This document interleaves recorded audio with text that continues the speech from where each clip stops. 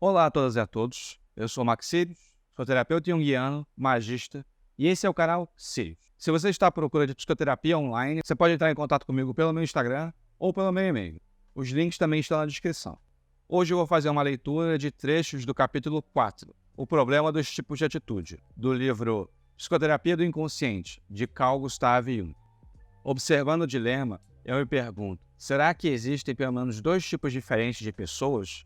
Um dos quais se interessa pelo objeto e outro por si mesmo, e podemos dar-nos por satisfeitos com a explicação de que um deles só vê um lado e o outro só o outro, e que por isso os resultados são diametralmente diferentes? Como já dissemos, seria absurdo admitir que o destino faça uma escolha tão sutil dos pacientes que cada grupo caia nas mãos do médico que lhe convém. Há muito tempo, venho percebendo, tanto no que me diz respeito quanto em relação aos meus colegas, que tratamos com relativa facilidade de certos casos, ao passo que em outros não há meio de acertar. É de uma importância capital para o tratamento o fato de que se estabeleça ou não uma boa relação entre o médico e o paciente. Caso não se crie um relacionamento natural e de confiança dentro de um curto espaço de tempo, é melhor que o paciente escolha outro médico. Também nunca me envergonhei de recomendar a um outro colega um paciente cujo tipo não se entrosasse com o meu ou me fosse antipático. Isso no próprio interesse do paciente, pois num caso assim, estou certo que meu trabalho não seria bem feito. Todos temos as nossas limitações pessoais, principalmente como terapeutas que somos. Sempre é bom ter isso em mente. Diferenças pessoais muito grandes ou incompatibilidades geram resistências exageradas e supérfluas, que nem são justificadas. Na realidade, a controvérsia Freud-Adler não passa de um simples paradigma, um caso entre os muitos tipos de atitude possível. Essa questão constituiu a minha grande preocupação durante muito tempo. Finalmente, fundamentada em muitas observações e experiências, cheguei a apresentar dois tipos básicos de comportamento ou de atitude, ou seja, a introversão e a extroversão. A primeira atitude, quando normal, é caracterizada por um ser hesitante, reflexivo, retraído, que não se abre com facilidade, que se assusta com os objetos e sempre está um pouco na defensiva, gostando de se proteger atrás do escudo de uma observação desconfiada. A segunda, quando normal, é caracterizada por um ser afável, aparentemente aberto, de boa vontade, que se adapta bem a qualquer situação, se relaciona facilmente com as pessoas e, não raro, se lança despreocupado e confiante em situações desconhecidas sem levar em conta a eventualidade de certos riscos. É evidente que no primeiro caso é o sujeito quem decide e no segundo, o objeto. Naturalmente, esses traços não passam de um esboço rudimentar dos dois tipos. Empiricamente, essas duas atitudes raramente são observadas em seu estado puro. Mais adiante eu voltarei no assunto. Muitas vezes, não é fácil determinar o tipo, porque há inúmeras variações e possibilidades de compensação. Além das oscilações individuais, as variações podem ser determinadas pela predominância de uma das funções da consciência, como o pensamento ou o sentimento, o que imprime um caráter especial na atitude básica. As frequentes compensações que o tipo básico apresenta provêm em geral dos ensinamentos da vida. Aprendemos, às vezes depois de muito sofrer, que nem sempre podemos soltar as rédeas do nosso ser. Em outros casos, nos indivíduos neuróticos, por exemplo, muitas vezes não se sabe se estamos diante de uma atitude consciente ou inconsciente, uma vez que, devido à dissociação da personalidade, ora aparece uma metade, ora outra, confundindo o nosso julgamento.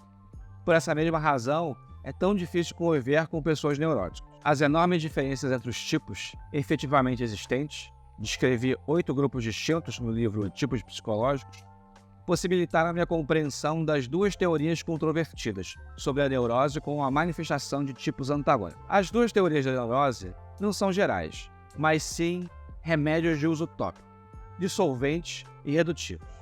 Você não passa de só sabem dizer isso. Explicam ao doente que os seus sintomas vêm daqui ou dali. Não passam disso ou daquilo. Seria injusto afirmar que a redução não seja eficaz em certos casos, mas promover a teoria redutiva a uma teoria global da essência, tanto da alma do doente como da sadia, simplesmente não tem cabimento, pois a alma humana, seja doente ou sã, não pode ser esclarecida apenas redutivamente. Não há dúvidas de que Eros está sempre presente, sempre e em toda parte. Não há dúvida de que o impulso de poder penetra no que há de mais sublime e mais real na alma humana. Mas a alma não é só isso ou aquilo, se preferirem isso e aquilo, mas também tudo que ela já fez e ainda vai fazer. Uma pessoa só foi compreendida pela metade quando se sabe a proveniência de tudo que aconteceu com ela. Se fosse só isso, pouco importaria se já houvesse morrido há muito tempo. Como ser vivo, ela não foi compreendida, porque a vida não é só ontem, nem fica explicada quando se reduz o hoje ao ontem. A vida também é o amanhã.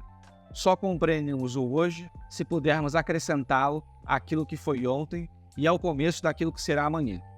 Todas as manifestações psicológicas da vida são assim, inclusive os sintomas doentios, pois os sintomas neuróticos não são efeitos de causas passadas, ou seja, da sexualidade infantil ou do impulso de poder infantil, mas também tentativas de uma nova síntese de vida. Tentativas frustradas, não resta dúvida, mas que nem por isso deixam de ser tentativas. Como um germe de valor e sentido, são embriões abortivos devido às condições desfavoráveis da natureza interna e externa. O leitor perguntará com certeza: diga-me, pelo amor de Deus, que valor e que sentido pode ter uma neurose, esse flagelo inútil e repugnante da humanidade? Ser nervoso, de que serve isso? Ora, provavelmente para as mesmas razões porque Deus criou as moscas e as demais pragas, para que o homem se exercite na virtude da paciência. Por mais tolo que seja esse pensamento ao ponto de vista da ciência, ele é sábio do ponto de vista da psicologia. É só substituir pragas por sintomas nervosos. Até Nietzsche, por seu desmedido desdém por tolices e banalidades, reconheceu mais de uma vez tudo quanto devia à sua doença. Já vi mais de uma pessoa cuja vida só teve utilidade e sentido graças a uma neurose, que a impedia de cometer todas as asneiras decisivas da vida, obrigando-a a levar a uma existência que desenvolvesse seus germes preciosos, que teriam sido sufocados caso a neurose, com mão de ferro, não a tivesse colocado em seu devido lugar. Pois bem, há pessoas cujo sentido e significado da vida jaz no inconsciente, sendo seu consciente só transvios e descaminhos, e outras pessoas se dá ao contrário. Sua neurose também tem outro significado. Nesse caso, uma ampla redução é indicada, mas não no outro. Como vemos, ambas as teorias que falamos têm em comum o fato de desvendarem impiedosamente o lado sombrio do homem. São teorias, ou melhor, hipóteses que nos explicam em que consiste o fator que provocou a doença. Logo, não tratam dos valores de uma pessoa, mas dos seus desvalores, que sempre perturbam ao se manifestar. Um valor é uma possibilidade através da qual a energia pode chegar a desenvolver-se. No entanto, à medida em que um desvalor também é uma possibilidade de desenvolvimento de energia, e que se observa nitidamente na considerável energia inerente às manifestações neuróticas, também pode ser considerado um valor, mas um valor que proporciona manifestações prejudiciais e inúteis à energia.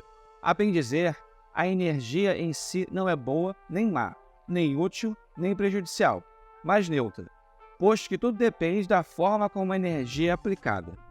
A forma é que dá qualidade à energia, mas, por outro lado, a forma sem a energia também é neutra. Para que se produza um valor verdadeiro, é indispensável que haja energia, de um lado e de outro, o valor da forma. Na neurose, a energia psíquica, sem dúvida, mas de uma forma inferior e não aproveitável. As concepções das duas teorias redutivas só servem para dissolver essa forma inferior. Nesse ponto, agem como corrosivo. Assim, obtemos a energia livre, mas neutra. Até hoje, predominava a ideia de que essa energia recém-obtida ficava à disposição do consciente do enfermo, podendo ser por ele empregada do modo que lhe aprouvesse. Enquanto se considerava a energia como mera força do impulso sexual, falava-se em sublimação e utilização da mesma. Supunha-se que, com a ajuda da análise, o paciente fosse capaz de sublimá-la, isto é, de usá-la, não para exercer a sexualidade, mas para o exercício de uma arte ou outra atividade qualquer que fosse boa ou útil. Segundo esse ponto de vista, o paciente tem a possibilidade de realizar a sublimação das forças impulsivas de acordo com a sua vontade e a sua tendência. Como vimos, existem muitos princípios supremos de vida e de filosofia, como suas respectivas formas de contrários compensatórios. Já salientei 2 tipos de contrários, que, ao meu ver, são os principais. Designei-os como tipos introvertidos e extrovertidos. William James já havia notado a existência desses 2 tipos entre os pensadores. Classificaram-os em tender-minded e tough-minded. Oswald também propôs para os grandes sábios uma distinção análoga, o tipo clássico e o tipo romântico. Escolhi esses 2 nomes entre muitos outros só para mostrar que não me encontro isolado em minha ideia dos tipos. Provei, com minhas pesquisas históricas, que um grande número de importantes questões e conflitos na história do espírito repousam na oposição desses tipos. A mais significativa dessas questões é a oposição entre o nominalismo e realismo, que começou com a divergência entre as escolas platônica e megárica e foi herdado pela filosofia escolástica. Abelardo teve então o grande mérito de, pelo menos, tentar unificar os pontos de vista opostos no conceitualismo. Essa controvérsia continuou até os nossos dias, manifestando-se na oposição entre o idealismo e o materialismo. Como a história do espírito em geral, assim também cada indivíduo participa por sua vez dessa oposição entre os tipos. Uma pesquisa mais cuidadosa revelou que os casamentos se fazem de preferência entre esses 2 tipos, inconscientemente, para uma complementação recíproca. A natureza reflexiva do introvertido leva-o a refletir ou mediar sempre antes de agir. Sua atuação é, evidentemente, mais lenta. Pela timidez e desconfiança diante dos objetos, é levado a hesitar e sempre encontra dificuldades em adaptar-se ao mundo exterior. Inversamente, o extrovertido tem um relacionamento positivo com as coisas. Ele é, por assim dizer, atraído por elas. É tentado por situações novas e desconhecidas. Chega a se lançar de corpo e alma em coisas novas, só para conhecê-las. Em geral, age primeiro e só depois reflete. Sua ação é rápida, sem hesitação ou escrúpulos. Ambos os tipos são como que criados para uma simbiose. Um encarrega-se da reflexão, o outro da iniciativa e da ação prática. Quando se casam, esses 2 tipos podem formar um casal ideal. Enquanto estão totalmente absorvidos com a adaptação às inúmeras necessidades da vida, combinam maravilhosamente bem. Mas depois que o homem ganhou dinheiro suficiente, ou quando uma herança importante lhe cai do céu e faz cessar a necessidade externa, eles têm tempo para se preocupar um com o outro. Antes disso, voltavam as costas um para o outro e lutavam pela sobrevivência. Agora, porém, voltam-se um para o outro, querem entender-se e descobrem que nunca houve entendimento entre eles. Cada qual fala uma língua diferente. Assim, se instala a briga entre os 2 tipos. Briga violenta, cheia de venenos e acusações depreciativas e recíprocas, mesmo quando recônditas e inconfessas, pois o valor de um é o desvalor de outro. Seria razoável pensar que a consciência do próprio valor poderia bastar para conhecer tranquilamente o valor do outro, tornando supérflua qualquer disputa. Vi grande número de pessoas argumentarem assim, sem, no entanto, chegar a qualquer resultado satisfatório. Quando se trata de pessoas normais, esse tipo de transição é mais ou menos bem superado. Normal é a pessoa que simplesmente consegue viver, quaisquer que sejam as circunstâncias, contanto que lhe sejam garantidas as condições mínimas de vida. Mas muitos não o conseguem. Por isso, não existem muitas pessoas normais. O que comumente entendemos por homem normal é, na realidade, o homem ideal, portador de uma feliz mistura de caráter, o que é raríssimo. A grande maioria das pessoas mais ou menos diferenciadas requer condições de vida que lhes garantam algo mais do que simplesmente comer e dormir com relativa segurança. Para essas pessoas, o fim de uma relação simbiótica representa um abalo profundo. Não é fácil entender por que deve ser assim. Considerando que nenhum ser humano é exclusivamente introvertido, nem exclusivamente extrovertido, ambas as atitudes existem dentro dele, mas só uma delas foi desenvolvida como função de adaptação. Logo, podemos supor que a extroversão cochila no fundo do introvertido, como uma larva, e vice-versa. Pois bem, é exatamente isso que acontece. O introvertido tem em si uma parte extrovertida, inconsciente, porque os olhos da sua consciência estão sempre voltados para o sujeito. Aliás, ele vê um objeto mas tem imagens errôneas ou inibitórias a respeito, de modo que sempre se mantém o mais distante possível, como se o objeto fosse algo poderoso e perigoso. Quero esclarecer, através de um exemplo, o que acabo de dizer. 2 rapazes caminham juntos pelo campo. Chegam a um castelo maravilhoso. Ambos gostariam de ver o castelo por dentro. O introvertido diz: gostaria de ver como é por dentro. O extrovertido, por sua vez, diz: vamos entrar. E vai entrando pelo portão. O introvertido detém: talvez seja proibida a entrada, imaginando vagamente uma série de represálias, como violências policiais, multas, cachorros brabos, etc. Ao que o outro replica: podemos perguntar, na certa vão nos deixar entrar. Imaginando velhos porteiros afáveis, castelões hospitaleiros e possíveis aventuras românticas. Graças ao otimismo do extrovertido, conseguem realmente entrar no castelo. Mas agora começa a peripécia. O castelo foi reformado por dentro. Só tem umas poucas salas com uma coleção de velhos manuscritos. Por acaso, essa é a paixão do rapaz introvertido. Mal chega a vê-los, fica como que transformado, absorto na contemplação dos tesouros. Suas palavras exprimindo entusiasmo. Envolve o guarda numa conversa para obter mais informações. Como as respostas do guarda não o satisfazem, ele pergunta pelo conservador e sai imediatamente à sua procura para continuar a investigação. Mas enquanto isso, a animação do extrovertido vai diminuindo cada vez mais, ficando de cara comprida e começa a bocejar. Nada de porteiros afáveis, nada de hospitalidade cavalheiresca, nem sombra de aventuras românticas, apenas um castelo reformado. Não precisava sair de casa para ver manuscritos. Enquanto cresce o entusiasmo de um, vai acabando a disposição do outro. O castelo o aborrece. Os manuscritos cheiram a biblioteca. A biblioteca faz com que se lembre da faculdade. A faculdade é associada a estudo, exames, uma ameaça. Pouco a pouco, um véu sombrio vai descendo sobre o castelo, antes tão interessante e atraente. O objeto fica negativo. Não é formidável, exclama o introvertido, descobrir essa coleção maravilhosa assim por acaso? Eu estou achando isso aqui muito sem graça, responde o outro, sem esconder o seu mau humor. Isso irrita o primeiro, que resolve para si mesmo: nunca mais vou viajar com esse sujeito. O extrovertido, por sua vez, fica irritado com a irritação do companheiro. Pensa que sempre achara o outro um perfeito egoísta, sem a menor consideração pelos outros. Onde já se viu desperdiçar uma linda primavera lá fora? Poderíamos estar aproveitando, e tudo por causa dessa curiosidade egoísta. O que foi que aconteceu? Ambos caminham juntos em alegre simbiose, até chegarem ao castelo fatal. Lá, diz introvertido, pré-meditativo, prometeico. Poderíamos vê-lo por dentro. O extrovertido, ativo e pós-meditativo, epimeteico, abriu o caminho. Nessa altura, o tipo se inverte. O introvertido, que hesitava em entrar, não quer mais sair, e o extrovertido amaldiçoa o momento que entrou no castelo. O primeiro fica fascinado pelo objeto, o segundo por seus pensamentos negativos.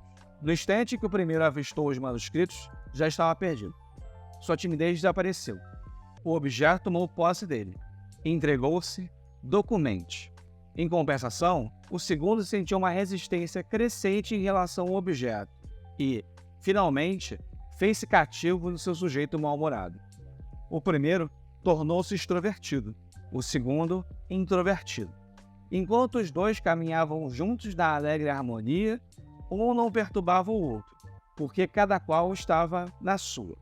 Oralmente, eram positivos um para o outro, porque em suas atitudes se complementavam, mas complementavam-se porque a atitude de um sempre compreendia a do outro. A rápida conversa que tiveram é ilustrativa. Ambos querem entrar no castelo. A dúvida do introvertido quanto à permissão para entrar também serve para o outro. A iniciativa tomada pelo extrovertido é de utilidade para o introvertido. A atitude de um também inclui o outro, e isso é quase sempre assim. Quando um indivíduo está na atitude que lhe é natural, por essa atitude se adapta coletivamente, por assim dizer. Com a atitude do introvertido, também se dá o mesmo, apesar de que ela sempre parte do sujeito, vai sempre só do sujeito para o objeto, enquanto que a atitude do extrovertido vai do objeto para o sujeito. Mas assim como no introvertido o objeto sobrepuja o sujeito, atraindo, a sua atitude perde o caráter social. esquece da presença do amigo, não o inclui mais, submerge no objeto e não vê o quanto o amigo se aborrece, e vice-versa. O extrovertido perde a consideração para com o outro no momento em que sua expectativa não é satisfeita, retraindo-se em suas ideias e humores subjetivos. Assim sendo, o acontecido pode ser formulado da seguinte maneira: por influência do objeto, apareceu uma extroversão inferior no introvertido, ao passo que uma introversão inferior substituiu a atitude social do extrovertido. Dessa forma, voltamos à frase que nos serviu de ponto de partida: o valor de um é o desvalor de outro. Acontecimentos positivos ou negativos podem trazer à tona a função contrária inferior. Sobrevindo isso, manifesta-se a hipersensibilidade. A hipersensibilidade é sintoma da existência de uma inferioridade. Assim se estabelecem as bases psicológicas da desunião e da incompreensão, não só entre duas pessoas, como também da cisão de dentro de si mesmo. Aliás, a natureza da função inferior é caracterizada pela autonomia, é independente.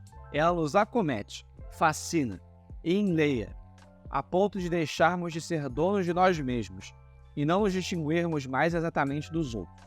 Mesmo assim, é necessário para o desenvolvimento do caráter que esse outro lado, justamente essa função inferior, também possa manifestar-se. Não podemos permitir que outra pessoa se encarregue permanentemente, simbioticamente, de um dos lados da nossa personalidade. De um momento para o outro, podemos precisar da outra função, como no exemplo acima, e não estaremos preparados. As consequências podem ser gravíssimas. O extrovertido perde a sua relação indispensável com os objetos e o introvertido a sua com o sujeito. Por outro lado, é indispensável que a ação do introvertido não seja constantemente inibida por preocupações e hesitações, e que o extrovertido possa meditar sobre si mesmo, sem prejudicar as suas relações. Vê-se por aí que a extroversão e a introversão são duas atitudes naturais, antagônicas entre si, ou movimentos dirigidos, que já foram definidos por Goethe como diástole e sístole. Em sucessão harmônica, deveriam formar o ritmo da vida. Alcançar esse ritmo harmônico supõe uma suprema arte de viver, ou ser totalmente inconsciente, para que nenhum ato consciente venha a perturbar a lei natural, ou ser tão altamente consciente a ponto de ser capaz de querer e poder executar também os movimentos opostos. Como não podemos retroceder para a consciência animal, só nos resta avançar no difícil caminho evolutivo em direção a uma consciência maior. É verdade que a consciência, a que permite viver o grande sim e o grande não da vida em liberdade e intenção, é decididamente um ideal sobre-humano. Mesmo assim, não deixa de ser uma meta final. O estágio espiritual do nosso tempo consente apenas em querer conscientemente o sim e em, pelo menos, suportar o não. Conseguir isso já é uma enorme conquista. O problema dos opostos, como princípio inerente à natureza humana, constitui uma etapa a mais no desenvolvimento do nosso processo de conhecimento. Em geral, é um problema da idade madura. O tratamento prático de um paciente nunca vai começar por esse problema, principalmente de um jovem. Comumente, as neuroses juvenis são produzidas por um choque entre as forças da realidade e uma atitude infantil, insuficiente, caracterizada, em sua causa, por uma dependência anormal de pais reais ou imaginários e, em sua meta, por uma criatividade deficiente, isso é, por propósitos e ambições adequados. Neste caso, as reduções de Freud e Adler são perfeitamente indicadas, mas existem muitas neuroses que só aparecem na idade madura, ou que se agravam de tal forma que os pacientes se tornam incapacitados para o trabalho. Nesses casos, é fácil comprovar que já existia em sua juventude uma excessiva dependência dos pais, bem como uma série de ilusões infantis, sem que isso impedisse a escolha de uma profissão, seu exercício bem-sucedido e o casamento. Um casamento levado aos trancos e barrancos, até que na idade madura, a atitude mantida até então entre em colapso. Obviamente, num caso desses, a conscientização das fantasias infantis, da dependência dos pais, etc., de nada adianta, embora seja uma parte necessária do processo e geralmente não tenha efeitos prejudiciais. No fundo, a terapia só começa realmente quando o paciente vê que quem lhe barra o caminho não é mais pai e mãe, mas sim ele próprio, isto é, uma parte inconsciente da sua personalidade que continua desempenhando o papel de pai e mãe. Por maior que seja a utilidade desse conhecimento, ele ainda é negativo, pois diz apenas: reconheço que não são meus pais que estão contra mim, mas eu mesmo. Mas quem é que se opõe? Que parte misteriosa da sua personalidade é essa que se escondeu por detrás das imagens de pai e mãe por tanto tempo e o fez acreditar que a origem do seu mal o atacou de fora? Essa parte é o oposto da sua atitude consciente. Não lhe dará sossego e o perturbará até que seja aceito. Não há dúvidas de que nos jovens libertar-se do passado já é suficiente, porque ainda tem um futuro promissor e cheio de possibilidades pela frente. Basta soltar as amarras, o ímpeto da vida fará o resto. Mas o problema é diferente para pessoas que já deixaram boa parte da vida para trás, a quem o futuro não acena mais com fabulosas promessas, que nada mais esperam da vida senão os velhos e habituais deveres e prazeres duvidosos da velhice. O jovem que consegue livrar-se do passado vai transferindo as imagens dos pais a figuras que os substituam mais adequadamente. O sentimento de apego à mãe passa para a mulher, a autoridade do pai a professores e superiores que mereçam seu respeito, ou então a instituições. Não é uma solução fundamental, mas um caminho prático, que também é percorrido pela pessoa normal, inconscientemente e, por isso mesmo, sem inibições ou resistências consideráveis. Mas o problema do adulto, que já completou esse trecho do caminho com maior ou menor dificuldade, é diferente. Procurou a mãe na mulher, o pai no marido, e encontrou-os. Honrou antepassados e instituições. Por sua vez, tornou-se pai e mãe, e talvez já tenha ultrapassado esta fase.